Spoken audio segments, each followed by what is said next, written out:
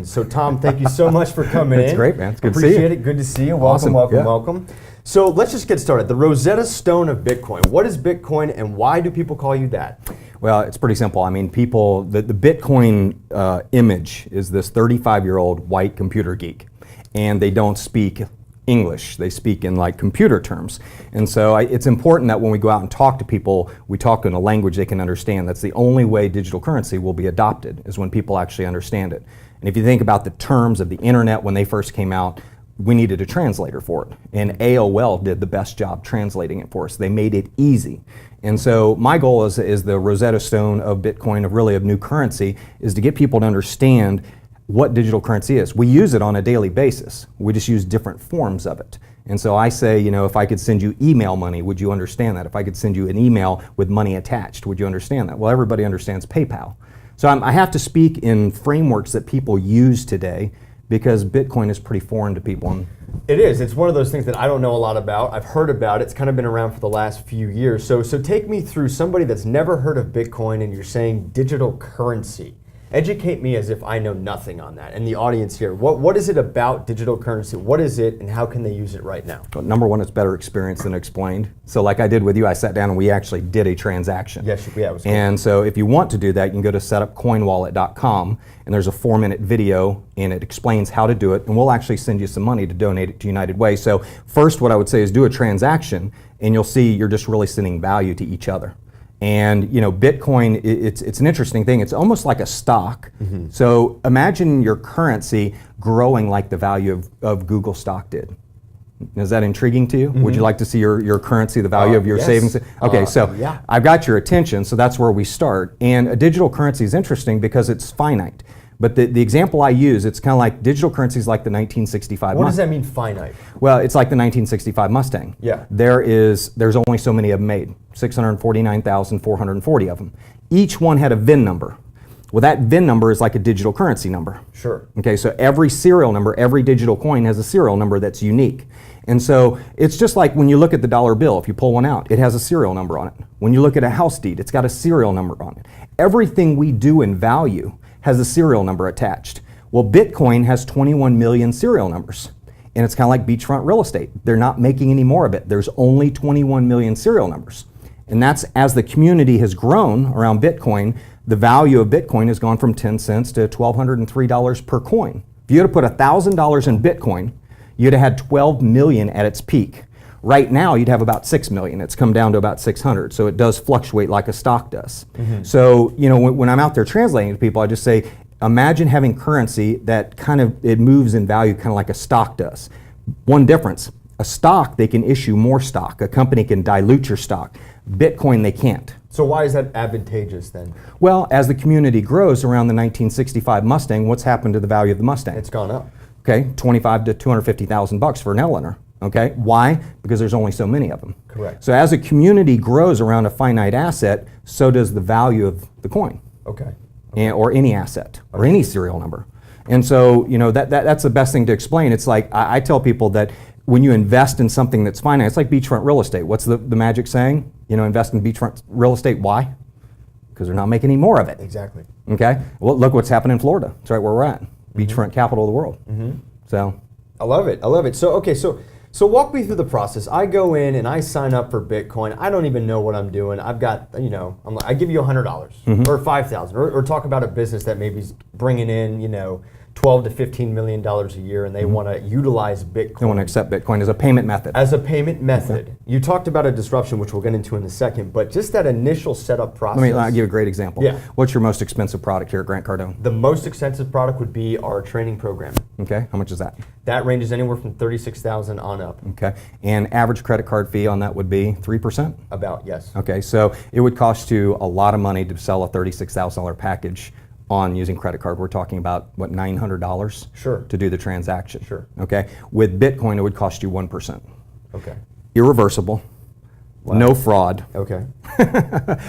Instant. Mm-hmm. And a company like BitPay.com in Atlanta, a great company. GoCoin is another one that can help you. BitX is another one. Mm-hmm. And they will actually convert the Bitcoin. So I would walk in here with my mobile app or you'd send me a QR code or an account number, Sure. and I would pay the money to that account number. It would hit instantly. Okay. No bank to delay it over Friday. Hang on to your money, float it. Oh, so it takes out that we got to hold this for 3 to 5 days. deal. It's Exactly. like, There's boom, no holds on it either. I've got money right away. In milliseconds, it's in your account. Okay. Now, it might take up to a minute for it to get confirmed, but it's in your account. Okay, so we have that. You get the funds, they come in. How does somebody transfer that Bitcoin They're into like cash? BitPay does it for you. That's what they charge the fee for. They charge the fee to convert it to cash, and they put it in your checking account. Oh, okay, Yeah. great. So then why would I? And you could keep like a percentage in Bitcoin. Okay. Say if you want, I want to keep 30% in Bitcoin. Why would you do that? Mm-hmm. Is the dollars you're putting in your bank account, are they appreciating in value? No, they're not. Actually in the last 30 years they've decreased by 40%. So I mean, Grant's about the same age I am. You are too. We've lost 40% of our buying power in the last 30 years since we've been working. So we've been running up a down escalator. So this is and our moms told us that was a dumb thing to do. That's incredible. So this is almost a way to, I don't want to say save money, but protect the value of money. It's the best hedge against inflation out there. Wow. Okay, great. And I mean, I'm looking, like my portfolio, I say I want to keep 5 or 10% of my cash in Bitcoin to keep up with inflation. And as it grows, I have more buying power. Great example. I have some OneCoins that I had a year ago that were 50 cents a piece. Today they're $7. A year ago when I bought a hamburger for $15, it cost me about 31 coins. Today it cost me 2. So it's the number of units that I'm using is what matters. So instead of using 31 coins, I'm only using 2 OneCoins. Okay, so how could you measure like wealth or rich or success in Bitcoin as opposed to like somebody that's worth $350 million? How would that translate into Bitcoin? Same way. I mean, Same exact way. Yeah. I mean, the CFTC has recognized it as a commodity, so it's no different than having $350 million in Bitcoin as a commodity. Okay. So and it's the tax treatment's done the same way as a commodity. I love it. So, okay. So one of the things that we brought up before we started talking about this is that, it's bankless banking. Sweet. Talk about bankless banking. What is that? I mean, I know what it means. It's kind of like a postless post office. A postless post office. That's incredible. So in '91, we were going around teaching everybody how to send emails, communications, without using a post office. We'd come by and put that modem and make that loud screeching noise, and we'd say, okay, watch this, we're gonna send an email. And since none of your friends had one, we were sending them to like one of our accounts. We set up one for you. And we show people how to circumvent the post office. Right. That became very disruptive for the post office. They were profitable in '91 as a government agency, the only one, by the way. Today, they're hemorrhaging $90 billion a year. Okay, they're losing massive money. Why? Because we broke the value chain that was vital to the existence of the post office. You don't need a stamp anymore to send a letter. If you do, you just, you're old school. Right. But you don't need it. And so when you think of a disruption in what we're doing, we're teaching people how to send money without using a bank. Now that's disruptive to the banking industry, or without using Western Union. Right, because you're actually giving the person direct control over their finances immediately. Yeah. As opposed to not. Yeah. Okay. So we got Eric, my buddy, who was here in the studio today. I did a transaction with him today, and I sent him $5, and it cost me like 4 cents. Gotcha. Okay, and we did it, and when we first hooked up on a show, you set me up on Bitcoin, and then so where are some of the places that I could use that? There's about 500,000 places, and I should mention that PayPal is coming out with a digital coin wallet now. Okay. And Amazon, you can use an app called Purse.io, save 10 to 15% on your Amazon purchases by using Bitcoin. You can save if you're an avid Starbucks drinker. You can buy your Starbucks dollars with Bitcoin, and they'll give you a 10% off. You know why? It's because they have no fraud, no credit card fees, no delays, no chargebacks, nothing. So they'll give you the extra 10%. What that tells me is businesses are losing between 6 and 10% for using Visa, MasterCard. Wow, that's incredible. So, okay, so take me through, what are you doing every day in your industry? Like, what's your role? What's your responsibility? I know you talk about that you're teaching people, but let's dive into that a little bit and kind of explain to the audience, what is it that you're providing for people in relation to Bitcoin? Yeah, it's real basic 101. We want people to do a transaction. And we want you to do your first bankless banking transaction outside of a government-issued currency, and we want you to try it. And so I'm out there educating. I do probably 100 of them a week. So I'm sending out, I get emails every day from people saying, hey, I just set up my PayPal account, or my Bitcoin account. Would you send me $1? Sure. And so I do that, and I have them turn around and have them donate it to United Way, so they can learn something. I did it. Yeah, and do some good. So that's the first step. The second step is I want them to read my book, The Seventh Disruption. Okay, and that is all. It's a whopping 30-page ebook. But people who read it, lights go off in their head. They go, wow, I can understand why this is the Napster of the banking industry. I understand why this is the Wikipedia of the encyclopedia industry. I understand why this is the Kodak of the mobile phone industry. Why did I say mobile phone? Kodak was not disrupted by digital cameras. They had digital cameras. They were disrupted by mobile phones. Yes. And that because they didn't have mobile phones. And so Kodak, you look at Kodak and EMI and all these massive industries that were just completely, sold off in bankruptcy. It's because of, say, Sean Fanning, a college kid who wrote some computer code that showed people how to download music. That's how disruptive we are. There's people that are working in a company called Ethereum right now that are working to disrupt Uber. Wow. Yeah, it's pretty cool. Cutting out the middleman completely. Incredible. And that's really what this is about. It's about getting rid of the middleman. Getting rid of the middleman, and it seems like giving you more control directly over your finances. 10/10 of the law. It's not 9/10. 9/10 of the law is if I give you possession of my money to hold, I've given up 1/10 of my money. Right. People say it's not a big deal. Ask the people in Argentina or Greece who went to their teller machine one day and only could take out $50 a week or a day. Okay. So like Grant was talking about this one time. He was trying to withdraw about $1 million out of an account. Good luck. And they gave him a hard time doing that. Yeah. Could Bitcoin make that a simpler transaction for him? Oh yeah, he wouldn't. He is the bank. He is the bank. Yeah, So how would he get cash out of that immediately? Well, okay. So what you would do? Have you ever set up an E-Trade account? I have not. No. Okay, But so for online stock brokerage account, anything like that, Familiar. E-Trade or TD Ameritrade or anything like that. Coinbase or Kraken are two big ones. Right. And you can set up what's like a stock trading account, but you're able to trade all the different currencies. They don't offer stocks, it's only digital currencies. Or Gemini, that's here in the United States, the Winklevoss twins who started Facebook, they have the first licensed one up in New York. Wow, okay. And so there's lots, that's where all this volume, this new trading volume is coming from in digital currencies because of that exchange. Understood. So how could someone like Grant say, okay, I want to withdraw? So he's got $1 million in Bitcoin. Yeah, He says, talk I need about that. $100,000 today. He hits a sell button, sells $100,000, they deposit in his checking account. Wow. Okay. Instantly. If he owed somebody $100,000 that was in South Africa, he'd pull up his mobile app, he'd type in their account number or scan their QR code, type in $100,000 and hit send, and it goes there in 2 seconds and it's a free transaction. What set the banking industry off was somebody sent $150 million over Bitcoin in one transaction with no fees, and it was instantaneous and did not require a middleman to verify it. Incredible. So there's no direct way to transfer Bitcoin currency directly into cash without going through the bank. There are ways. I mean, localbitcoins.com, like I could sell Bitcoins to a friend who may want to buy them, who wants to give me cash. So that's kind of a peer-to-peer banking network. Okay. Local Bitcoins is great. They're all peer-reviewed. Okay. But as far as transferring it, usually what you do is you use currency to exchange value with somebody else. So if somebody had a sailboat for sale and Grant wanted to buy it, he could look at them and say, do you take Bitcoin? They say yes. He sends them the Bitcoin. They give him the title. And then that's it. That's it. That's incredible. Okay, so Tom, take me back a little bit. We kind of dove into what Bitcoin is, the dean of the new currency, Rosetta Stone of Bitcoin. I mean, you're disrupting the whole industry here, revolving around currency. How did you get involved in this? How did that happen? Okay, so I did not tell my wife I was buying Bitcoin. If you tell your wife, you have a really interesting story too. Yeah. If you tell your wife you're buying Bitcoin, she's gonna say don't do it. So I bought some Bitcoin, $500 worth at $7. Okay. And back then you stored it on your computer, and it was stored on your hard drive. So if you lost your hard drive, you lost your coins because they're serial numbers. They look like VIN numbers on cars. Okay, and so they're stored. So I had put the laptop up in storage, and I guess about a year later, I looked at the price of Bitcoin. It was $438. Okay. So that $500 turned into $29,000. Nice. And so life kind of went on. I didn't really think about it, but I'm an anarchist. I mean, I don't like banks. 74% of people do not like banks or trust them, according to Gallup poll. That poll just came out. Right. So people dislike banks because they charge too many fees. They don't really provide great service. They're not for the average person. I mean, the average person pays a ton of bank fees. Understood. And so you got involved in this because you wanted to find a better way to handle and have more control of your money. I like my slogan has always been own your world.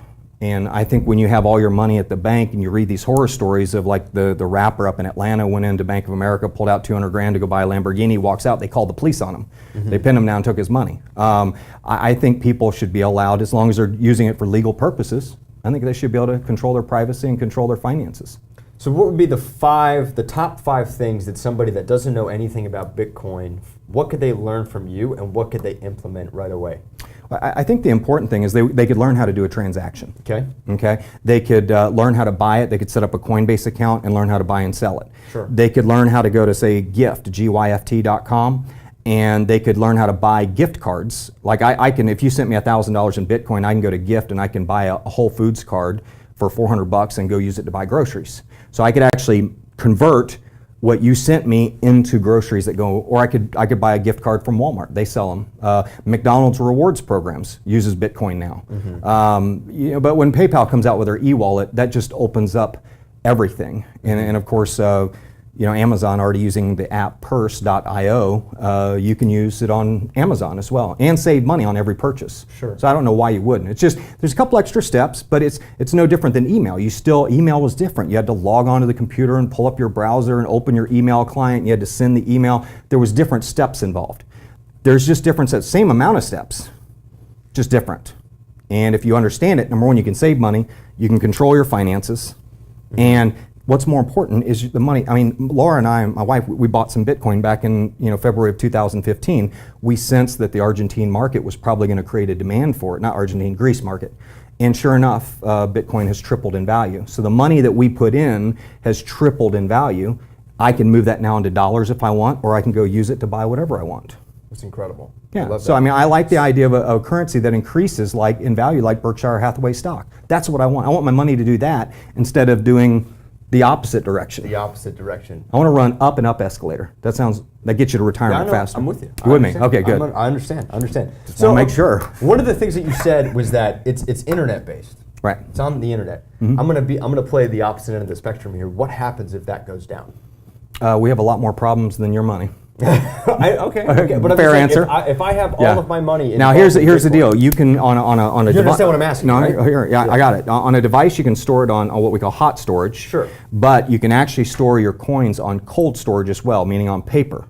So you can actually take an offline software program that will save it to what's called cold storage. Okay. And that's real important. And actually, we talked about in one of our interviews with Sonny Ray from UnoCoin. We talked about that. Yes. That's a great interview to watch if you're a beginner. And so when you store them in cold storage, like you could take right now, if we had $1 million, Grant has $1 million.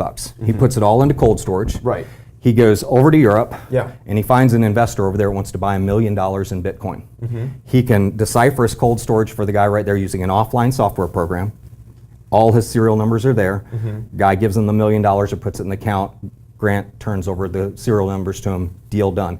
He just left the United States with a piece of paper or a tracer, a little USB thing, with $1 million on it. Wow. So, I mean, how do you prevent the movement? That's crazy. Yeah, That's no. incredible. And that's why governments don't like it, is because they talk about the ability or people to move. They don't want to see their money moving out without them knowing about it. I understand. So what determines a Bitcoin's value then? Just same as a stock. It's market traded. market The bigger the demand. Remember, there's only 21 million serial numbers. So as the Bitcoin community has grown around around Bitcoin, the value's gone up. There's more demand for it now than there's ever been. And companies like OneCoin that have come along, they have 1.9 million members, 6 times larger than Bitcoin in 18 months. And we call them the AOL of digital currency. They're the second mover. First mover advantage is bad in technology.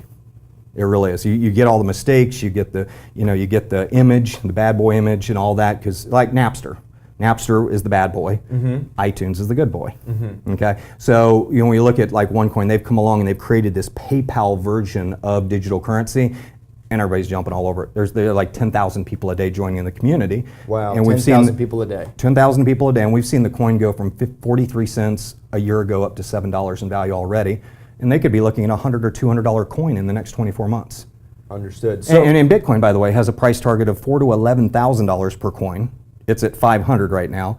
And $4,000 to $11,000? $4,000 to $11,000. Wow. So that's like 10 to 25 times your money. So if you just bought $1,000 worth of Bitcoin, that could be worth $25,000. Dang, that's crazy. So we know that the past results are not indicative of future performance, but it's one of those new spaces that was like the tech stock industry. Right. And if you miss that, I will tell you the biggest regret you'll have in your life is missing investing in digital currency and new currency. You really want to get on it. You want to invest. So last couple questions here before we wrap up. Why would a business owner or a entrepreneur right now that's just starting up a business, creating something, or even has something existing, why would they want to transfer the way that they handle money and processing over to Bitcoin? Okay, so that's a good question. Why did you start accepting Visa, MasterCard? Because I wanted to make money. Because you wanted more payment options. You wanted to access more of an audience. Okay, fair enough. So you would accept Bitcoin or OneCoin or Ethereum to, yeah, that's a simple answer. Yeah. You want to, like right now with Grant Cardone's business, if you announce in Miami that you all are accepting Bitcoin, you will be one of the first product providers or companies to announce that you're accepting Bitcoin for products and services. Guess what? News agencies are going to report on you, and y'all are going to get free PR. So I tell every business, and here's a great example. We can close it out with this. I went into a memorabilia shop in Las Vegas, and same example. I said, "Are you taking Bitcoin?" He said, "No." And I said, "What's your most expensive?" He said, "Why should I?" I said, "What's your most expensive product?" He said, $22,000. Wow. I said, "So it'll cost you $800 to sell me that product. If I paid with my Bitcoin, showed him my app, if I just scanned it, it'd be 1%. Okay? I said, "Is that enough reason?" And I said, "And by the way, if I paid in Visa, MasterCard, 60 days later, you all of a sudden get a call from Visa saying, I disputed it because I didn't get the product. So now you've got a $22,000 charge back." You know, we talked about this. You talked about the bypass, like getting rid of those chargebacks. Yeah, no, I mean, and so when you think about it, it's a no-brainer for businesses, but there's a giant community, and the average income of the Bitcoin user is $125,000. Wow. So you've got a very affluent community, the Bitcoin community, and they're very intelligent, but it's just growing every day. Yeah, I hope, thousands of people, hundreds of thousands of people start taking it because of this interview. I love it. And didn't you guarantee me that? I can try. I certainly can. So guys, this is Tom. Tom's got a show on GrantCardoneTV.com called The Coin Profit. He's bringing content every single week about this industry, the seventh disruption, the new digital currency, the Rosetta Stone of Bitcoin sitting right next to me over here. Tom, how can people find you? How can they follow you? Best way is thecoinprofit.info. Thecoinprofit.info. And what are we going to find when we go over there? Well, you're going to find a page where you put your information in, and we're going to give you our free ebook, Seventh Disruption, PDF. We'll give you the audiobook. We're going to give you access to the New Currency University, where I'm the dean of. I skipped college. I went straight to the dean. You went right to the dean. He's like, forget it. We're just going to My parents think it's the craziest thing on earth. I said, why not, But yeah, we'll give you that, and we have a free membership there we can access. I've got about 40 videos on training videos. 5-minute videos. Yeah, okay. How to set up a Bitcoin account, how to do this, how to do that. So we've set all that up, and it's a 101 course. Awesome. I love it. Well, Tom, thank you so much for coming in here today. The biggest takeaway that I got out of this is going to help you own your world, especially when it comes to your finances. I'm highly interested in that, and I know you should be too. Stay tuned for our next episode of Ask the Pro, where every week we will sit down with somebody in that chair and the expert in their industry and bring you the tips, the tricks, the facts, everything you need to know to become a pro wherever you are. Tom, take care, guys.